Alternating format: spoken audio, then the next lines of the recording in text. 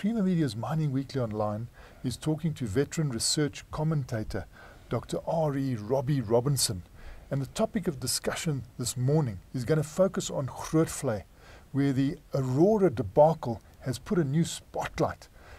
We wonder what could be done with mines like Grootvlei and also some of the legacies we see around here that could be turned to positive account.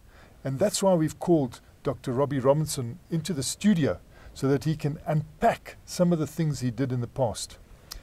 Robbie, can you take us back to what you had planned at Grootvlei? I was invited by the Grootvlei people to make proposals to them for treating the acid mine drainage problem, which was a very severe problem for Grootvlei. The standard process of the HDS process, where they throw lime, lots of lime into the acid mine drainage, precipitate everything, which ultimately gets settled out and the overflow goes into the local river. They were getting nasty precipitates which didn't settle, and that they overflowed and killed the fish in the wet waterway and that sort of thing. So they asked me if we could think up an alternative. And we undertook a series of tests with black technicians from the Technikon to assist me, and we started work to see what we could do about the Grootvlei problem. The basic idea, the acid mine drainage is essentially a highly acidic solution, sulfuric acid solution of ferrous sulfate. It's acid, and it's got a lot of minor elements like cobalt and copper and other toxic elements which had to be precipitated out and prevented from getting into the river streams and so on. The technique I used was to use what is known as a weak base ion exchange resin.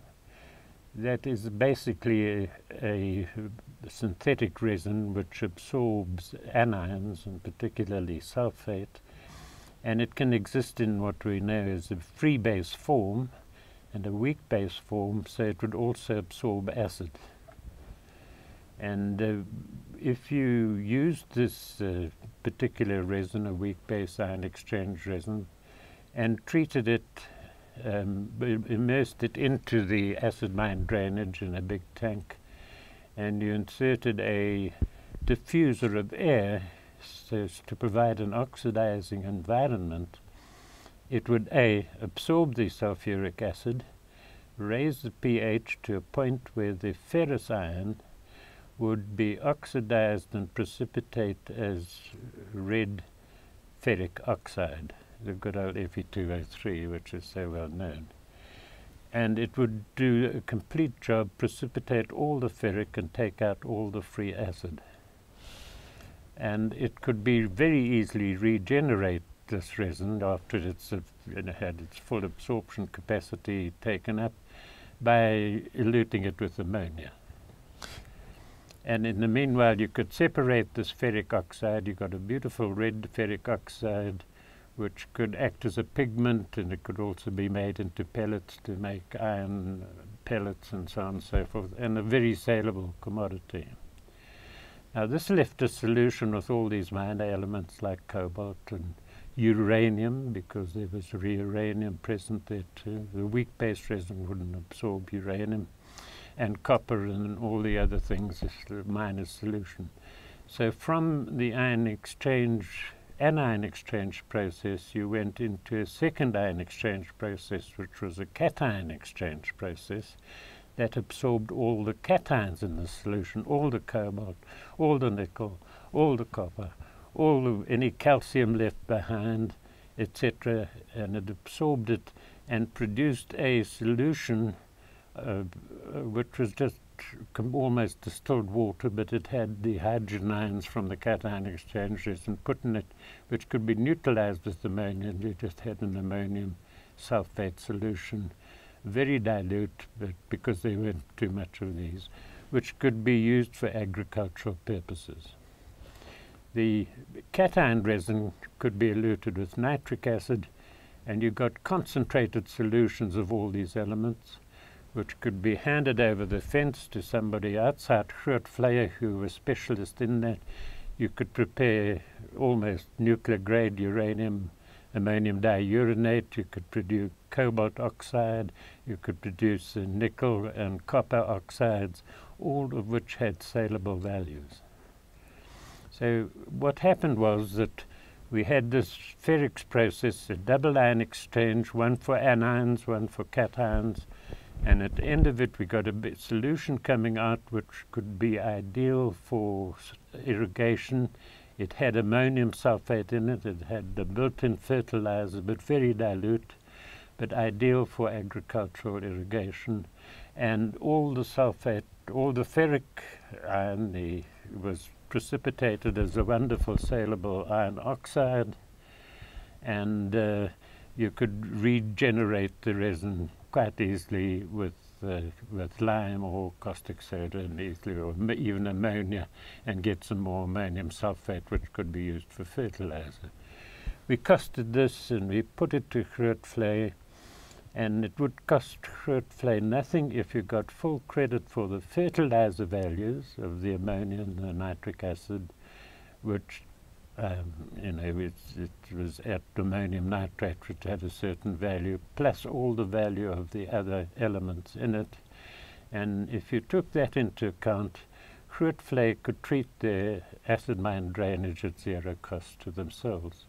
And we costed it and gave them a capital cost and put in a tender, which it was going to be adjudicated by the Department of Water Affairs. And we also went to make sure that the solutions which now could be used for agricultural use had some useful, real, practical use. We went to Pretoria University and discussed it with the agricultural people. We went to the co-op, the East Rand co-op, and discussed it with them.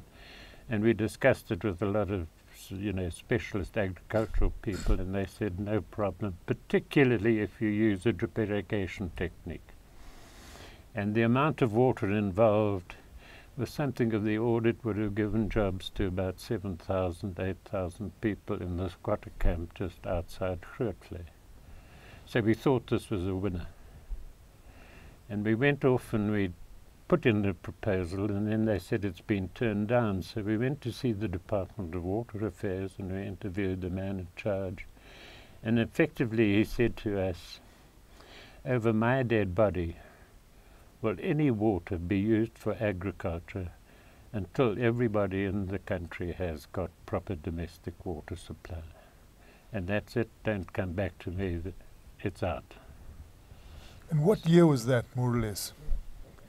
That was 1996, if I remember correctly. That was probably one of the factors that paid an end to Grootvlei as a working mine. They had no process. They could have received water from ERPM, for example, could have been kept going, and from other mines in the area. Sub-Nigel might have been reopened. But with this acid mine drainage not being solved and having no process for it, I think Grootvlei, the writing was on the wall. That's a tragic lost opportunity, because that could have been a model that might have been migrated to other mines. I was heartbroken. I was heartbroken because the workers, the 5,000 workers there, a lot of their families were just across the border. They were in that squatters camp. They could have come in, and in fact that sparked off my whole concept of allying mining operations with providing an income for the families of the people who go underground and do the hard mining work through agriculture and through drip irrigation and so on and so forth, and growing all sorts of crops on the slimes dams and so on. And that could still be done, provided you remove the toxicity from the slimes dams. Yes. Yes, exactly. And you've got a solution for that as well? Well, it's almost the same solution. What would have to happen now is you take these old slimes dams, and what you'd have to do, because they are all leaking, the iron pyrites inside them are oxidizing. Every time it rains, some of the uranium gets dissolved, and the uranium runs into the stream. Now, all that could be solved if you re-established these slimes dams as non-toxic entities, which is quite easy to do. You could produce valuable products, particularly today like cobalt, the iron oxide saleable, and all the side products exactly as we did for the ferrix process at Grootvlei. So it's not as if these sort of ideas can't pay for themselves. Yes. And with drip irrigation and modern farming, what could be done with those slimes dams that have been, where the toxicity has been removed? Yes, well, the story just goes on and on. Developments have taken place. And there is, for example, the New Zealand ryegrass now as a favourite, which you can grow on these barren sort of lands, and certainly it'll grow beautifully on slimes dams, thanks to very much earlier work by the Chamber of Mines and grassing of mines dams. And this grass produces more milk per hectare than any other crop known. So you could plant this grass on a non-toxic slimes dam with drip irrigation, and you would have a wonderful grazing ground for all sorts of cattle who would come in and be milked, and you'd have this all part of the whole mine cluster. That's one of them. As you know, you can use the grain sorghum, and they're hoping to put up an ethanol plant. You could grow grain sorghum on these things. You could grow maize on these slimes dams. There are a host of probably 20 or 30 different crops that you could be grown on these slimes dams if, number one, there's no toxicity in these dams, and number two, you can use the not only the mine water effluent, which has been treated as I've described, but you can also use the ordinary domestic effluent from the big cities like Johannesburg, like Germiston in the case of the one at Springs. We were going to use some of that mine water from but the domestic effluent water, as part of the total agricultural scene. Now that can be done all major cities, and one of my pet areas is of course Welkom, where a lot of the gold mines have closed down. It's a bit of a ghost town, and I think this could be resuscitated. And certainly one of the things would be to establish this connection between the actual mining operations and the production of suitable irrigation water for drip irrigation. That was Creamer Media's Mining Weekly Online, talking to veteran research commentator Dr. R.E. Robbie Robinson, who has solutions for our acid mine drainage and also potential for our slimes dams.